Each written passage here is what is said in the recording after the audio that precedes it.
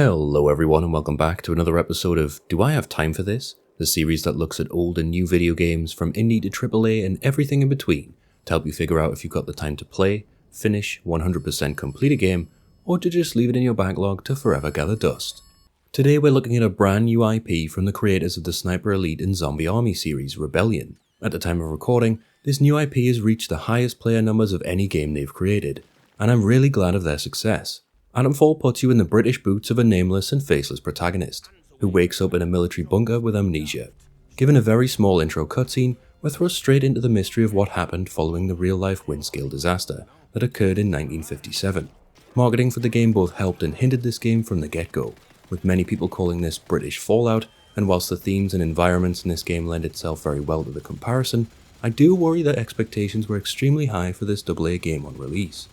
Don't forget to like the video if you enjoy it, and subscribe for more content like this. And with a detective-style story system, solid yet basic first-person combat, it's time to brew your tea, fly your Union Jack, and figure out the mystery of what happened in this alternate history RPG. Get this over with, Shorty. Careful, you won't get lucky twice. Tell him. Come on in, sunshine. Shady, secret stuff them scientists were up to. Whatever they were doing, they were right keen to bury it when it went wrong. Hey, stay looking, mate. Everyone says the folk in the woods are cracked, but they look like the only sane ones around here to me. Come on, you lot. Take the fight to them. Ah, you Taking a shot. As I said before, here in AtomFall there's not much in the way of messing around here. You're more or less dropped into the thick of it almost immediately. It's a great initial story hook to get you interested in the mystery of the zone, very similar to something like Stalker. Once you get out of the bunker, you're just left to it.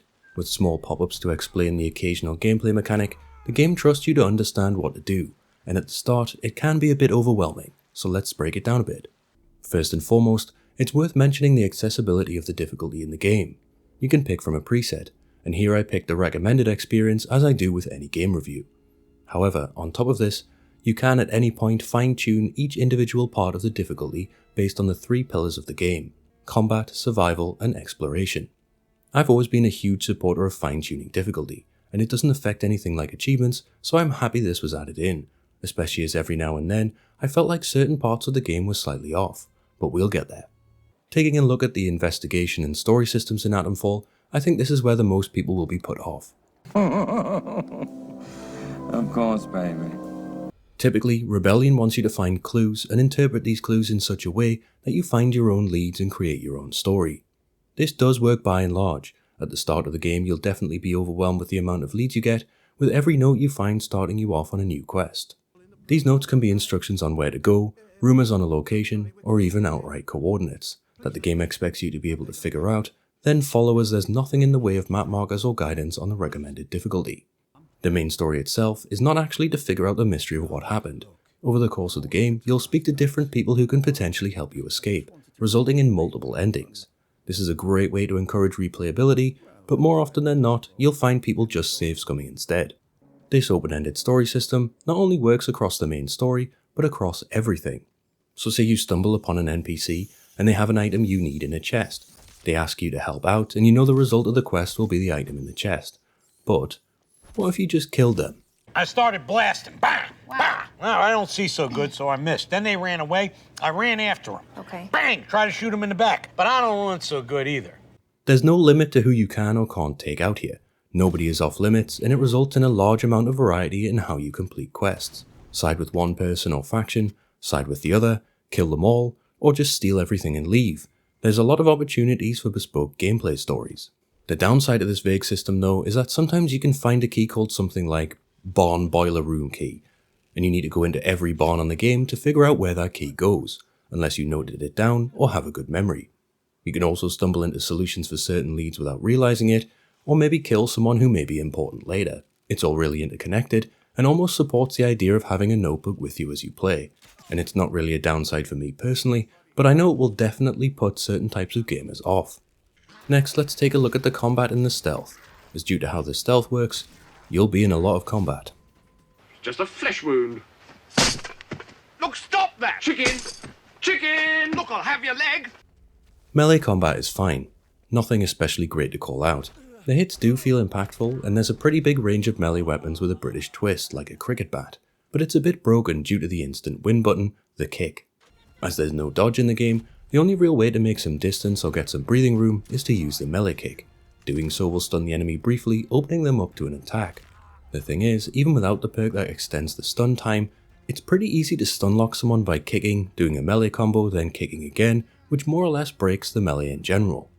The melee weapons themselves also don't really break or take damage, so there's no real incentive to switch your melee weapons, other than to try out something new you find. When it comes to shooting, the guns themselves are all extremely damaged and rusty. You can get a perk that lets you upgrade them to better versions, which I suggest you get sooner rather than later, but it's actually pretty refreshing to see how much weapon sway there is. It genuinely feels like you're an everyman who has no real idea how to use a weapon besides aim and shoot. On top of this, the animations for using the weapons are really accurate, and something I feel should be true of every shooter game, headshots are instant kills no matter what, rewarding your skill with these hard to wield firearms. Stealth is surprisingly the worst part of the gameplay with AtomFall. The main reason for this is the usual downfall of more realistic stealth, an incredible ability to see you from miles away and then immediately alert everyone in the vicinity to your exact location. There is the option to crouch in tall grass to remain invisible, which can lead to the AI instantly giving up on searching for you, and you can sneak up for an instant takedown as you'll find in any open world stealth scenario, but really the stealth is, and always is in these games, bare bones. This was a bit of a surprise from the Sniper Elite developers, but it could be harder to implement properly in first person versus third person perspective. A great twist with this combat is that it's often optional. If you want some, I'll give it you. You want to do it, mate? Unless you're trespassing in an enemy camp of one of the 3 different factions, they'll simply stand and warn you to keep your distance from them. If you leave them alone and don't shoot towards them, they'll happily let you just walk away from the fight. Whilst this is immersive and actually pretty cool, I think there is a gameplay reason for this. The enemies respawn extraordinarily fast. If you leave a cave or bunker and then come back to the open zones the game is set in, the enemies more or less respawn straight away. If you get a lead to go to one place, then you have to run back to another, then come back again. You can fight the same enemies 2 to 3 times. I'm not sure why there was a need to respawn the enemies so quickly, but once you get into the late game, it does begin to wear you down a bit over time, as you'll spend a lot of time traversing these zones. The enemy AI outside of this cool optional combat feature is fine. They suffer a lot in corridors and can be cut down really easily if you hide behind a doorway, but they do set traps and attempt to flank in open areas. Skills in AtomFall don't work like a regular RPG. The skill tree itself is not really anything to write home about, with no major overhauls to gameplay, but the way you gain skill points is different. Skill points are known as training stimulants, which are found in the world as collectibles, and they're all over the place. This is a great way of rewarding exploration, and you can expand the skill tree by finding skill books, which can be obtained out in the world as well, either by finishing quests or trading with vendors. I had nowhere else this could fit better, but I actually really like the way the stamina works in this game. Instead of a stamina bar running down, your heart rate instead goes up. This affects things like aiming down sights, drawing a bowstring, or sprint speed. It's nothing revolutionary, I just think it's great that being out of breath means you can't aim properly. The last thing to mention in the gameplay section is the inventory system, which can be extremely limiting at times. In order to feel more like a post-apocalyptic style setting, AtomFall allows you to have 4 slots for large items and then a handful of slots for smaller ones, meaning you have to be very intentional around what you're picking up and what you're leaving behind, as the area resets pretty often. There are pneumatic tubes hidden throughout the different zones that let you deposit items and act as a limited storage box, and the majority of the inventory management stuff is focused around crafting. Rewards for exploration or items that can be found on enemies, crafting materials can be used to create almost anything you need, including upgraded weaponry. Crafting recipes can be found in a variety of ways, which means failing a quest doesn't necessarily stop you from acquiring that crafting recipe. Trading is also very clever in this game, as there is no money to speak of. Instead, trading works on a barter system, meaning each item you carry has an amount value tied to it for each merchant. How much a merchant values an item depends on what they sell, so a healer is not likely to want a knife, but will grant healing items extra value. This means you really need to consider if you need an item or not, as in my first encounter with a trader, I ditched one of my guns to get a skill manual, but this left me vulnerable until I found a new gun. This also stops people breaking the game by hoarding currency or farming items for gold, for example. One of the strongest parts of AtomFall is the world Rebellion has built. With it being set in a real-life place off the back of a real-life incident, the sense of place and scale is spot on, and you can tell they put a lot of work making the world feel as British as humanly possible. The vibrant greens and blues mixed in with all of the concrete buildings just feels very British, where we've spent a lot of time here expanding our industrial sectors more and more into the countryside. The main village Wyndham also feels like a slice of home, with the old-style pub, tea shop, and the stone church with the nosy priest in it. It's really nice to see all the representation of British culture, hearing all the different northern accents, including the Geordie accent from my hometown, and it's worth noting they don't make fun of it like they do in Kingdom Come Deliverance 2.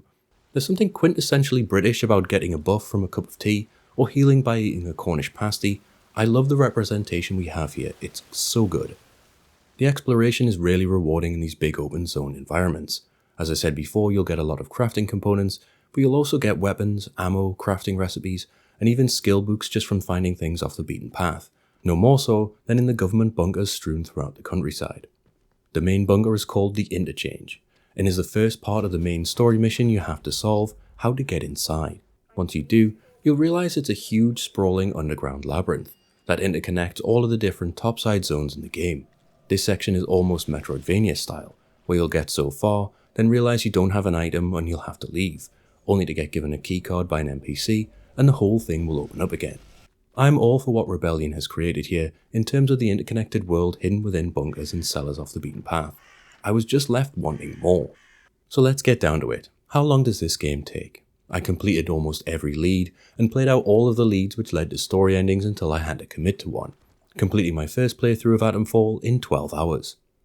If you're just looking to escape the world of AtomFall and mainline the story at all costs, this will likely take you around 9 hours. For those who want to complete the entire game, wrapping up all the multiple endings and doing the various achievements, you're looking at a solid 25 hours. This time can vary wildly, however, depending on if you save scum at certain points or use a guide. The achievements themselves are also definitely worth mentioning, as aside from the endings, there's also one for a speedrun and one for not interacting with a certain item throughout the whole game, which is likely to require another playthrough or two no matter what you do.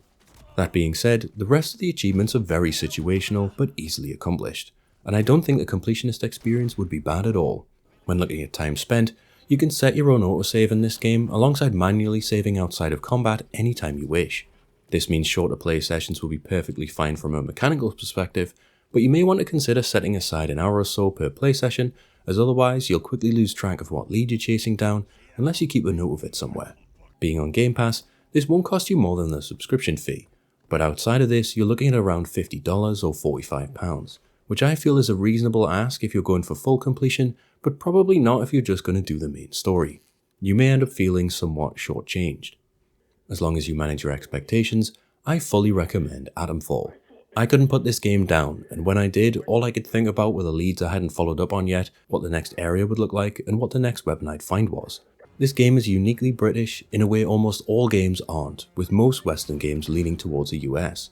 It felt really good to be represented in a good game that spent a lot of time building a world and intersecting not only the environments, but there's different storylines and character interactions, much like you'd see in something like Kingdom Come Deliverance 2, just on a much smaller scale.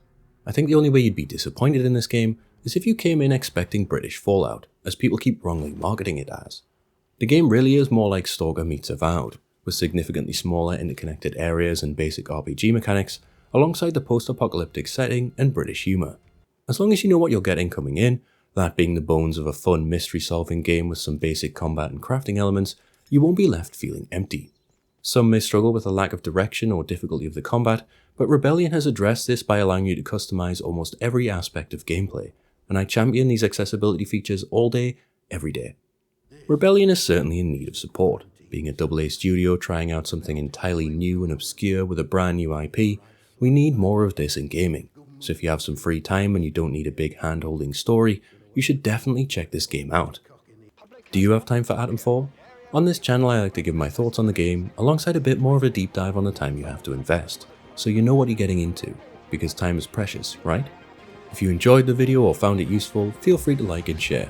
If you subscribe, I'm looking to put out regular content like this alongside some more in-depth video essays and freeform videos, so stick around, and if you have any more requests on future videos, just drop them in the comments.